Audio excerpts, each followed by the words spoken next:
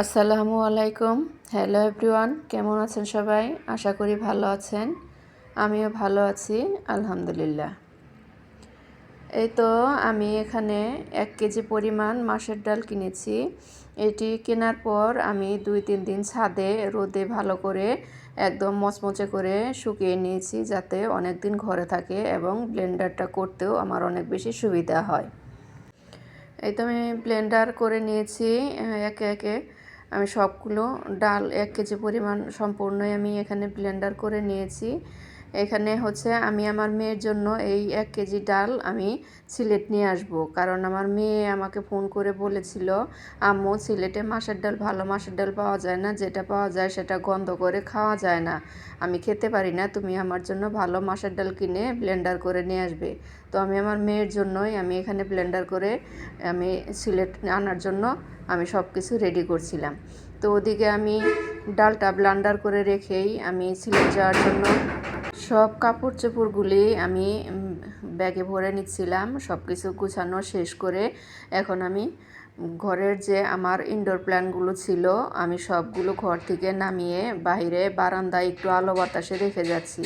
যেহেতু আমি বেশ কিছুদিন সিলেটে থাকবো, 15-20 দিনের মতো, তো ঘরের জানালা দরজা হয়তো বা সেরকমভাবে খোলা হবে না, তো গাছগুলি আলো বাতাসে না থাকলে নষ্ট হয়ে যাবে।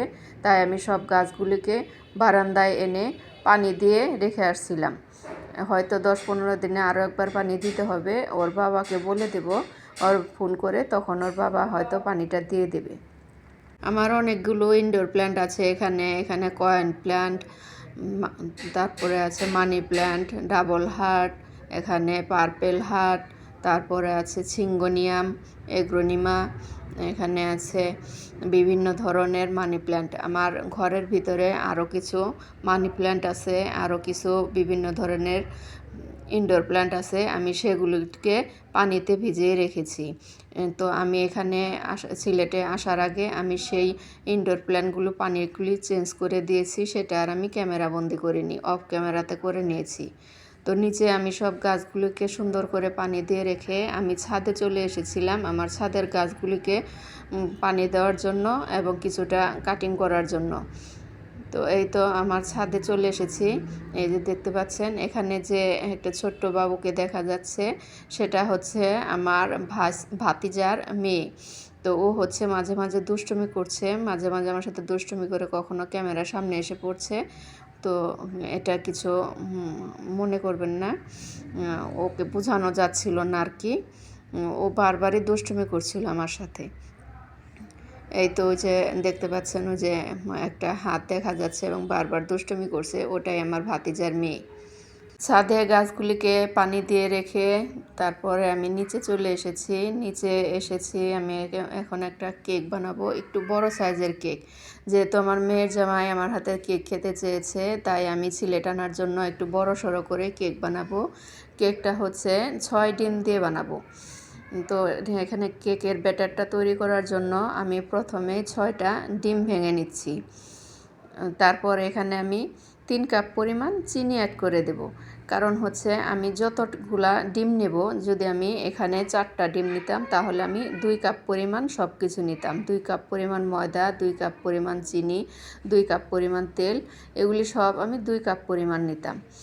আর এখন আমি এখানে যেহেতু 6 ডিম নিয়েছি, তাই এখানে আমি 3 কাপ পরিমাণ চিনিটা নিয়ে নিচ্ছি। চিনি এবং ডিম দুটিকে বেশ ভালোভাবে ফেটিয়ে নিতে হবে। তারপর এটা ফেটানো হয়ে গেলে পরে তারপর এখানে আমি অন্যান্য উপাদানগুলি দেব। এখানে চিনির কোনো অংশই যেন আস্ত না থাকে, এত ভালোভাবে এটাকে বেটার করে নিতে হবে, চিনিগুলি ভালোভাবে মিশিয়ে নিতে হবে। এটা যতটা ভালোভাবে ফেটানো হবে কেকটা তত বেশি সফট হবে। এখানে কেকটা ভালো হয় বা ফুলকো হয়, সফট হয় এই ব্যাটারটার উপরেই।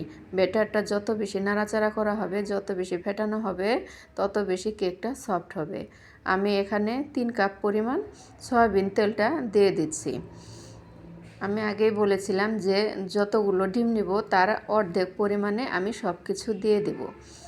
এই তো এখানে তেলটা দেওয়ার পরও আমি আবারও ভালোভাবে সব কিছু নেড়ে চেড়ে মিক্স করে নিচ্ছিলাম। কেকটার ব্যাটারটা হতে হতে আমি একটি কথা বলি। যারা এখনও আমার চ্যানেলটি সাবস্ক্রাইব করেননি তারা আমার চ্যানেলটিকে সাবস্ক্রাইব করে পাশে থাকা বেল বাটনটি চেপে দিয়ে লাইক, কমেন্ট এবং শেয়ার করবেন। তো এই তো আমি এখানে সবগুলো উপাদান ভালো করে মিশিয়ে নিয়েছি। আমার এখানে মেশানো এখন হয়ে গেছে। এখন আমি এখানে ময়দা দিয়ে দিচ্ছি 3 কাপ পরিমাণ। এখানে ময়দার পরিবর্তে কেউ যদি চায় তাহলে সাদা যে প্যাকেট আটাটা আছে, একদম দবদবে সাদা যে আটাটা, সুজি আটা যেটাকে বলা হয়, সেটাও কিন্তু এখানে দিতে পারেন ময়দার পরিবর্তে। যদি ময়দাটা বাসায় না থাকে তাহলে এখানে সেই সাদা আটাটাও ব্যবহার করতে পারবেন। অনেকেই বলে থাকে যে অনেকেরই নাকি কেক হয় না চুলাতে, গ্যাসের চুলাতে নাকি কেক হয় না, ফুলকো হয় না, সফট হয় না।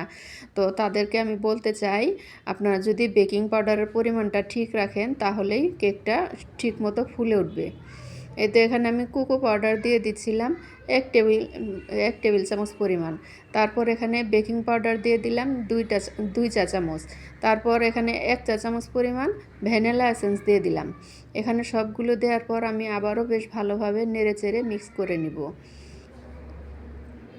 কোকো পাউডারটা দেওয়ার কারণ হচ্ছে এখানে কেকটা হালকা একটু ব্রাউন কালার হবে, যেটা দেখতে সুন্দর লাগবে। কোকো পাউডার না দিলে কেকটা শুধু একদম সাদা সাদা হয়, ওটা আমার কাছে দেখতে ভালো লাগে না। আর ভ্যানিলা এসেন্সটা দেওয়ার কারণ হচ্ছে এখানে ডিমের যে একটা আস্তে আস্তে গন্ধ থাকে, সেই গন্ধটা আসবে না, সেই জন্য এখানে আমি ভ্যানিলা এসেন্স অ্যাড করে দিয়েছি। এই তো এখন আমি এটাকে যে পাত্রে আমি কেকটা বসাবো সেটাতে আমি ঢেলে নিচ্ছি। তো অফ ক্যামেরাতেই আমি এই পাত্রটাতে, যে পাত্রে আমি কেকের ব্যাটারটা দিলাম, সেই পাত্রে আমি কেকের ব্যাটার ঢালার আগে আমি পুরো পাত্রে কিছুটা সয়াবিন তেল মাখিয়ে নিয়েছি এবং একটা কাগজ কেটে, এখানে মাপ করে কাগজটা কেটে আমি বিছিয়ে সেটাতেও তেল মাখিয়ে নিয়েছি। তো আগে থাকা একটা পাত্রে বালি গরম করে নিয়েছিলাম, সেই পাত্রে আমি এখানে বসিয়ে দিলাম। তো কয়েক ঘন্টার মধ্যেই আমার কেকটা হয়ে যাবে। এই তো দেখতে পাচ্ছেন আমার কেকটা হয়ে গিয়েছে। কথা বলতে বলতে শেষ পর্যায়ে চলে এসেছি। যে যেখানে থেকে আমার এই ব্লগটি দেখছেন সবাই ভালো থাকবেন, সুস্থ থাকবেন। আল্লাহ হাফেজ, আসসালামু আলাইকুম।